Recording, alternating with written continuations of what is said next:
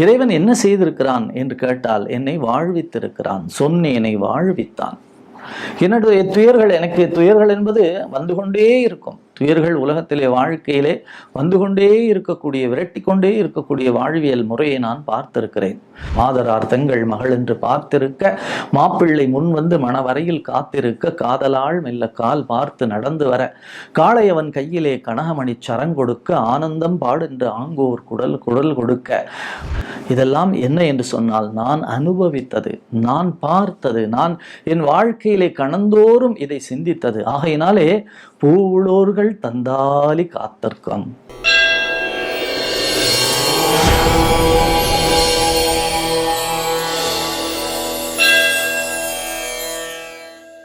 ஸ்ரீவித்யோபாசனாசக்தம் ஸ்ரீவித்யாபீடபூஷணம் ஸ்ரீவித்யாபினவம் வந்தே ஸ்ரீகிருஷ்ணானந்த சத்குரு. அனைவருக்கும் வணக்கம். அன்பிற்குரிய தெய்வ தமிழ் டிவி தொலைக்காட்சி நேயர்களே, மிக சிறப்பாக கவியரசர் கண்ணதாசன் அருளி செய்திருக்கக்கூடிய அருமையான கிருஷ்ணர் அந்தாதி பாடல்களை நாம் சிந்திக்கக்கூடிய பேற்றினை பெற்றிருக்கிறோம். இறைவனுடைய கருணை உனக்கு என்ன செய்தது என்று எல்லோரும் கேட்பார்கள். நாம் யாரிடத்திலும் சென்று நம்முடைய சனாதன தர்மத்திலே என்னுடைய சமயத்திற்கு வா, என்னுடைய கடவுளை கும்பிடு, அப்படித்தான் நீ வாழ வேண்டும், அப்படியெல்லாம் சொல்வதில்லை. நாம் நம்முடைய மனத்திற்கு நாம் வாழ்வதற்கு இறைவனை வழிபாடு பண்ணுகிறோம். அதுதான் நம்முடைய இந்து சமயத்தினுடைய பெருமை. நாம் யாரையும் அழைப்பதில்லை, நாம் யாரையும் நீங்கள் வந்து சேருங்கள் என்று சொல்லுவதில்லை. ஏனென்றால் அவரவர்கள் அனுபவித்து அவரவர்கள் வாழ்க்கையிலே தெரிந்து கொள்ள வேண்டிய மிகப்பெரிய விஷயங்கள் தான் சனாதனம் என்பது, இந்து சமயம் என்பது ஒரு வாழ்வியல் முறை. அந்த வாழ்வியல் முறையிலே ஒரு பகுதிதான் இறைவனை வழிபாடு செய்வது. மற்றதெல்லாம் எப்படி வாழ வேண்டும் என்பதற்கான வழிமுறைகள்.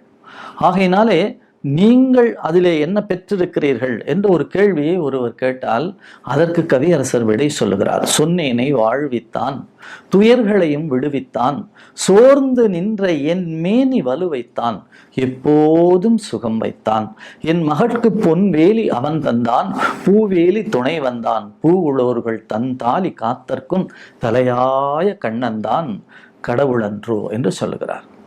இறைவன் என்ன செய்திருக்கிறான் என்று கேட்டால், என்னை வாழ்வித்திருக்கிறான். சொன்னேனை வாழ்வித்தான். என்னுடைய துயர்கள், எனக்கு துயர்கள் என்பது வந்து கொண்டே இருக்கும். துயர்கள் உலகத்திலே வாழ்க்கையிலே வந்து கொண்டே இருக்கக்கூடிய, விரட்டி கொண்டே இருக்கக்கூடிய வாழ்வியல் முறையை நான் பார்த்திருக்கிறேன். ஏனென்று சொன்னால், ஒரு நாள் நான் உயரத்தில் இருப்பேன், ஒரு நாள் கீழே தாழ்ந்து விடுவேன். இப்படி மாறி மாறி வரக்கூடிய வாழ்க்கையிலே என்னுடைய துயர்களை எல்லாம் தூக்கி அடித்து நொறுக்கு அள்ளக்கூடிய அளவிற்கு அவனுடைய கருணை மழை என்னிடத்திலே பொழிந்திருக்கிறது. ஏனென்றால் நான் எப்பொழுதும் அவன் திருநாமத்தையே சிந்தித்து கொண்டிருக்கிறேன். ஆகையினாலே எனக்கு என்ன சிக்கல் வந்தாலும் சரி, என்ன துன்பம் வந்தாலும் சரி, அந்த துன்பத்தை எல்லாம் உடைத்து நொறுக்கக்கூடிய பேரருள் அலை எம்பெருமானுடைய கண்ணனுடைய அலை. ஆகையினாலே நான் அதையே சிந்தித்து கொண்டிருக்கிறேன். அப்படி சிந்தித்து கொண்டே இருந்தாலும் கூட என்னை சூழ இருக்கிறவர்கள், என்னை சுற்றி இருக்கிறவர்கள் என்னிடத்திலே பல கேள்விகளை கேட்பார்கள். அப்படித்தான் ஒரு நாள் கவியரசர் சொல்லுகிறார். நான் ஒரு நாள் திரைப்பட பாடல் எழுத கிளம்பி கொண்டிருந்தேன். என்னுடைய சகோதரி தொலைபேசியில அழைக்கின்றார். தொலைபேசியில அழைத்து, ஏனப்பா உன்னுடைய மகளுக்கு திருமணம் செய்வதற்காக வயது ஏறிக்கொண்டே போகிறது, நீ என்ன செய்கிறாய், நீ பாட்டுக்கு பொறுப்பற்றத்தனமாக இப்படி இருக்கிறாயே, நீ ஏன் இப்படி செய்கிறாய், அதற்கு ஏதாவது முயற்சி செய்தாயா என்று கேட்கிறார். இவரும் உடனே அவர் சகோதரிக்கு சமாதானம் சொல்லி, நிச்சயமாக நான் கண்ணனை நம்பி இருக்கிறேன், அவன் நிச்சய வாழ்க்கை தருவான், அதெல்லாம் சரிதானப்பா, நாம் என்ன முயற்சி செய்ய என்று கேட்ட உடனே நிச்சயம் செய்கிறேன் என்று சொல்லிவிட்டு காரில் ஏறி கிளம்பி விட்டார். போகிற வழியெல்லாம் அதே சிந்தனையிலே இருக்கிறார்.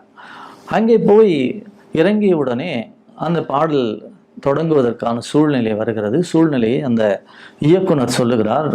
அந்த இசையமைப்பாளர் அதற்கான இசை வடிவத்தை தருகிறார். இவரை பாடல் எழுத சொல்லுகிறார்கள். இவர் கண்ணனை நினைத்து கொண்டு கண்களை மூடிக்கொண்டு அந்த பாடலை உருவாக்குகிறார். அந்த சூழ்நிலை என்ன என்று சொன்னால், தன்னுடைய சகோதரி சற்று நேரத்திற்கு முன்னாலே தொலைபேசியில் அழைத்து மகளுக்கு திருமணம் என்ன என்று கேட்கக்கூடிய சூழ்நிலை. அதே சூழ்நிலை தான் இங்கேயும் இயக்குனர் சொல்லி இருக்கிறார். ஆகையினாலே அதற்கான பாடல்கள் மடவடவென்று வருகின்றன. மாதரார் தங்கள் மகள் என்று பார்த்திருக்க, மாப்பிள்ளை முன் வந்து மணவரையில் காத்திருக்க, காதலால் மெல்ல கால் பார்த்து நடந்து வர, காளையவன் கையிலே கனகமணி சரங்கொடுக்க, ஆனந்தம் பாடென்று ஆங்கோர் குடல் குடல் கொடுக்க, கொட்டியது மேளம் குவிந்தது கோடிமலர் கட்டினான், மாங்கல்யம் மனை வாழ்க, குலம் வாழ்க, குலம் வாழ்க, கைத்தலம் தந்தேன் என் கண்மணி வாழ்க, கடமை முடிந்தது கல்யாணமாக என்று எழுதி முடிக்கிறார்.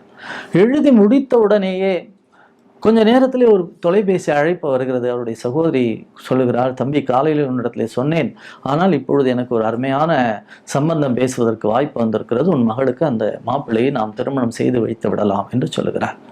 இது கேட்ட அடுத்த கணம் கவியரசர் உருகி போகிறார். ஆகையினாலே சொல்லுகிறார், என் மகட்கு பொன் வேலி அவன் தந்தான். நான் என்ன நினைக்கிறேனோ, நான் என்ன வேண்டும் என்று கேட்கிறேனோ, கேட்பதற்கு முன்னாலேயே அவன் தந்து விடுகிறான். சொன்னேனை வாழ்வித்தான், துயர்களையும் விடுவித்தான், சோர்ந்து நின்ற என் மேனி வலுவைத்தான், எப்போதும் சுகம் வைத்தான்.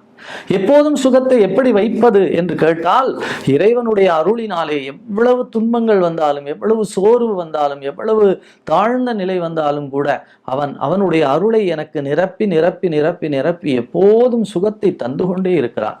எப்போதும் சுகம் வைத்தான்.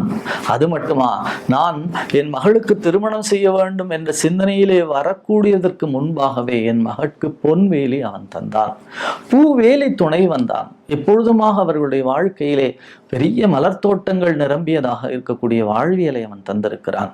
இதெல்லாம் என்ன என்று சொன்னால், நான் அனுபவித்தது, நான் பார்த்தது, நான் என் வாழ்க்கையிலே கணந்தோறும் இதை சிந்தித்தது. ஆகையினாலே பூவுளோர்கள் தந்தாலி காத்தற்கும், இந்த உலகத்திலே இருக்கக்கூடிய அத்தனை பெண்களுக்கும் நல்ல வகையிலே ஒரு தகப்பனாக இருந்து நான் எப்படி ஒரு திருமணத்தை செய்து வைத்தேனோ, அதே போலத்தான் அவர்களுடைய எல்லா வகையான மங்களங்களை காப்பாற்றுவதற்காக அந்த தலையாய கண்ணன் கடவுளாக இருக்கிறான்.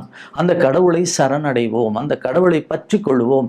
நீங்கள் கேட்பீர்கள், உனக்கு என்ன தெரியும் என்று சொன்னால், நான் அனுபவித்ததை, நான் பெற்றதை, அந்த அருமையான பேற்றினை நான் உங்களுக்கு சொல்லுகின்றேன்.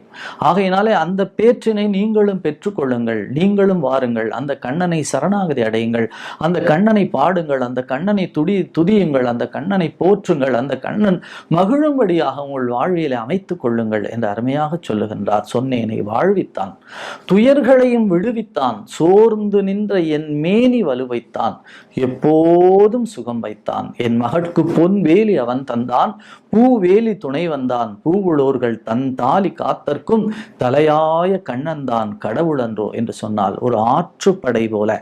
ஆற்றுப்படை என்று சொன்னால், அந்த காலத்திலே ஒரு புலவர் மற்றொரு புலவரிடத்திலே இந்த மன்னன் பரிசு கொடுக்கிறான் என்று சொல்லி அனுப்புவாரே, அப்படி போல ஒரு ஆற்றுப்படை போல கண்ணன் நமக்கு மிக அருமையான விஷயங்களை தருகிறான், வாழ்க்கையை தருகிறான் என்று சொன்ன செய்தி இருக்கிறதே, அந்த செய்திதான் பகவானிடத்திலே இருக்கக்கூடிய பக்தியை பறைசாற்றக்கூடிய செய்தியாக நமக்கு தந்திருக்கிறார் என்று சொன்னால், இத்தகைய உயர்ந்த இந்த வாழ்க்கையை அனுபவித்ததை, பெற்றதை, தன்னுடைய பேற்றை கவியரசர் சொல்லுகிறார் என்று சொன்னால், நாமும் அவருடைய பாதையிலே, அவர் காட்டிய வழியிலே எம்பெருமானை சரணாகதி அடைவோம். நம்முடைய இல்லத்திலும் மங்களமும் மகிழ்ச்சியும் இன்பமும் இனிமையும் பல்கி பெருகட்டும். நன்றி, வணக்கம்.